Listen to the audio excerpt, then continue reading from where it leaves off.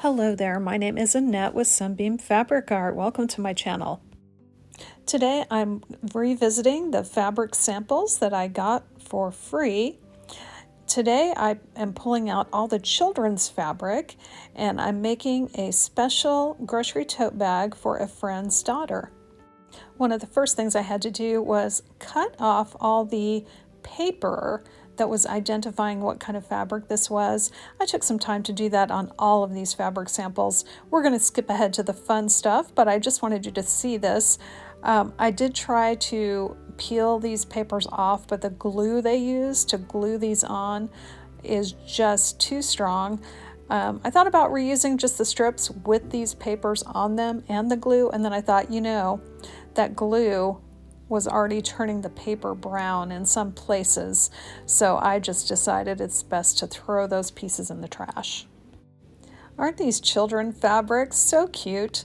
I really like them. Once I had picked out all the children's fabrics that I thought I could use for this bag, I wanted to kind of figure out what is going to be the front and what is going to be the back, and I started measuring them, trying to figure out how I was going to assemble this bag.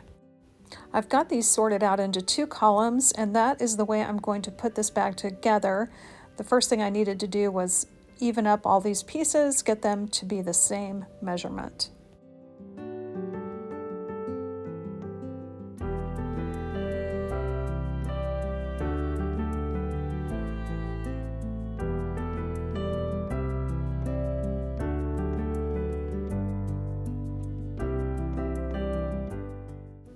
Next, I took two fabrics from the same column and I stitched those right sides together. I took the next two pieces of fabric and stitched those right sides together, making sure they were both aligned the same way. I wanted to make sure they were oriented the same way.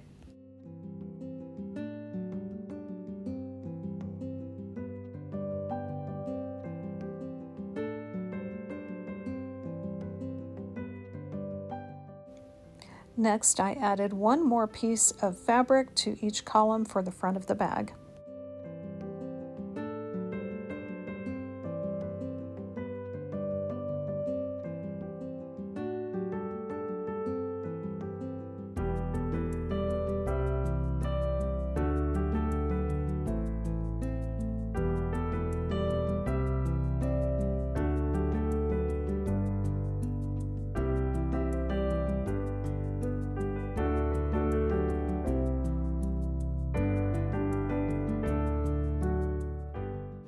Since I had cut all these pieces the same, all I have to do now from the front of my bag is flip these two sections together and stitch a seam to join them together to make my front panel. Because these fabrics are so thick, all I needed to do was use my touch to nest the seams. I didn't need to clip or pin, but if it's not feeling right to you, go ahead and use clips or pins to make sure your seams line up.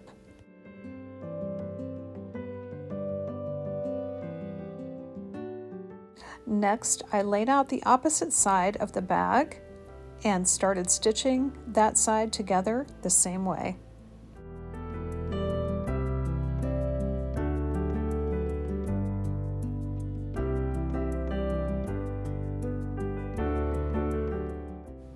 Now it's time for me to put the front and the back of the bag together, and what I want to show you here is that the seam I'm sewing, the left side is a vertical orientation and the right side is a vertical orientation the opposite way.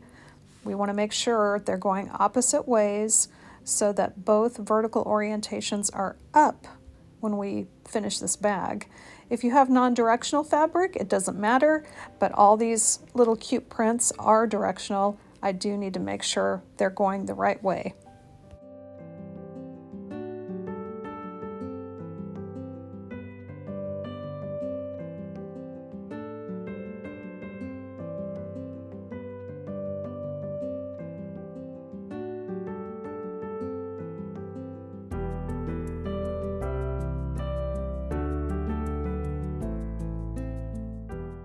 Now I wanted these cute animal fabrics to be visible, So I am using some more of the drapery samples, the kind of long and thin ones. I'm stitching those together to make sides for my bag so that I don't have to take away from my cute prints.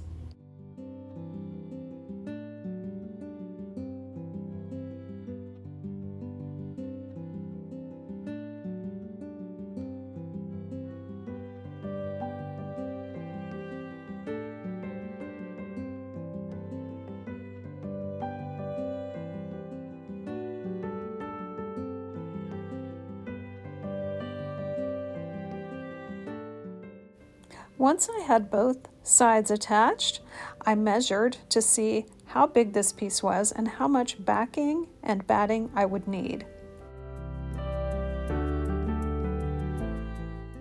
What I'm using for my lining of my bag, you'll see here, it's a fabric that's been in my stash for a long time and I just have not found a reason to use it, and I'm kind of not enjoying it very much, so I thought, well, that'll be a perfect fabric for the inside of a bag. I cut my batting and my backing out a little bit bigger than my bag size. I laid my backing wrong side up on my table. Next, I layered on some batting. Then I was able to layer on top of that the actual bag.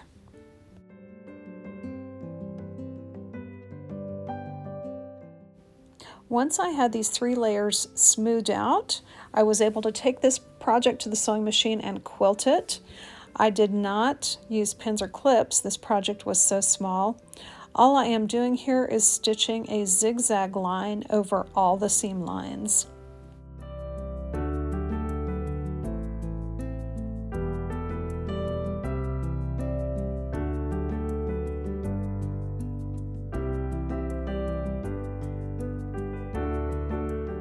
Next, I trimmed the top and the sides of my bag.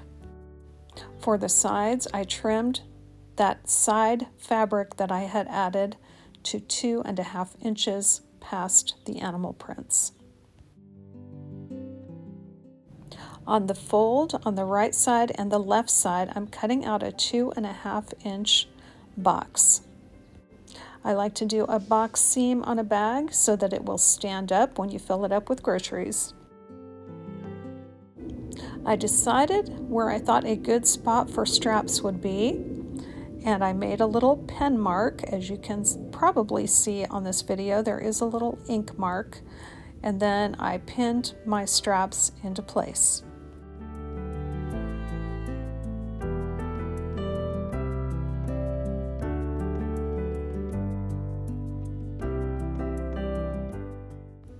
I decided it would be a good idea to put some pockets on the front and back of this bag, so all I did was take 2 equal pieces of this drapery fabric, put them right sides together. I stitched over 3 sides, stitching them together, and then a little bit of the 4th side, leaving an opening for me to turn these pockets right side out. Once I had the pocket turned right side out, I pressed the pockets flat, and then I stitched all the way around the outside edge of the pocket to hold everything in place.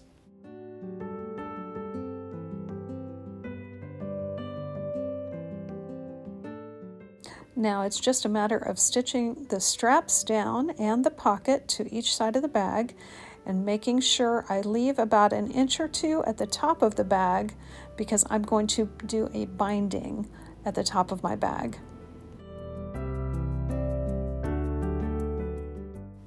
Now here's an almost real time of stitching down one of the 4 straps. I just started about 1 inch or 2 down from the top of the bag, and then when I got to the end of the strap, what I'm doing is I'm making a square and then an X inside the square. Now I'm turning the bag around different ways to make these diagonal lines and then make straight lines, but essentially what I'm ending up with is a square at the bottom at the end of this strap that has an X stitched inside it as well. This is a very nice, secure way to attach bag straps.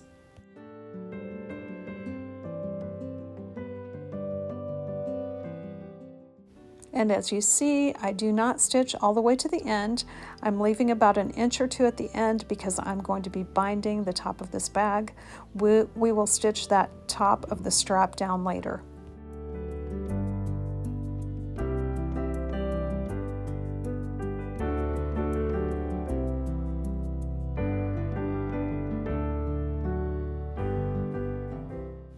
I decided where to place the pocket.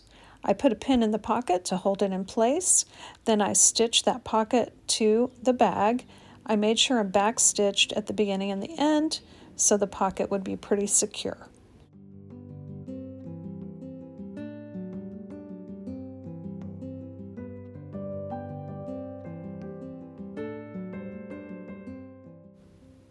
For this bag, I decided to stitch on the outside of the bag to hold each side together, and then I would flip it inside out and stitch another seam to hide the seam I just stitched.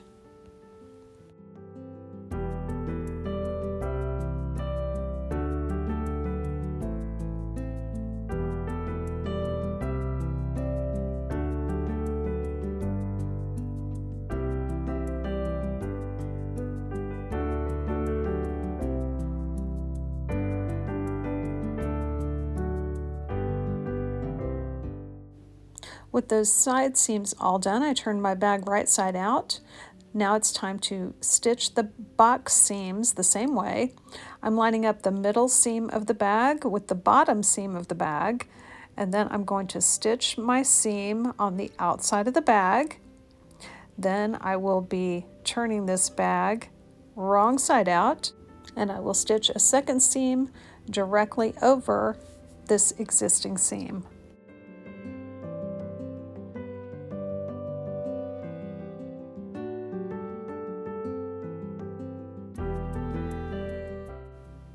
I did stitch these seams a little bit larger than 1/4 of an inch, then I trimmed back to 1/4 of an inch. Then turning this bag wrong side out, I stitched the seams on top of the seams I had just made. And that makes a finished seam for the inside of my bag. There's no more trimming needed. Now we're almost to the last step of this bag, and that is putting the binding on. I've already got pre-made binding strips that I've made out of 2.5 inch strips. I like to fold down the beginning of my binding at a 45-degree angle, fold the strip back in half. This makes a little pocket, and that will be available at the end when I tuck in the end of my binding. I like to put a few clips in at the beginning of my binding. I start stitching about maybe 6 or 8 inches after the beginning of my binding. I did not clip all the way around the bag for this project. It's pretty small, so I'm not too worried about it. But I do go ahead and stitch this binding onto the inside of the bag and go all the way around the bag. Then I trim off the tail end of the binding at an angle, and it fits right inside that pocket.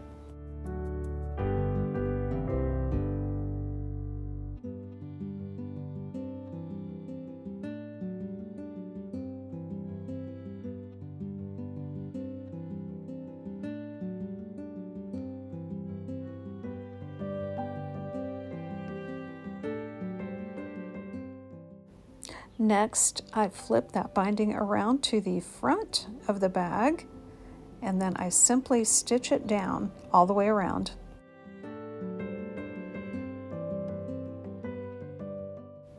Sometimes I like to use a zigzag stitch or some other decorative stitch that is on my machine to stitch these bindings down to the outside of a bag, but here I'm just using a straight stitch.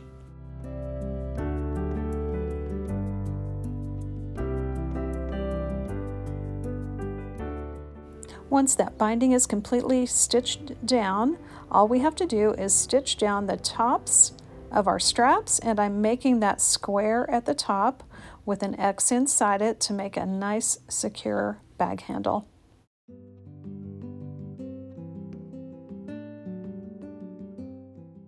This bag is going to be a lot of fun for a young mom going to the grocery store with her kids. Her kids will really enjoy helping to shop with a bag like this. My manager definitely approves of this bag. I hope you like it. I hope you had fun today. I sure did. Thanks for joining me, and I hope to see you back again real soon.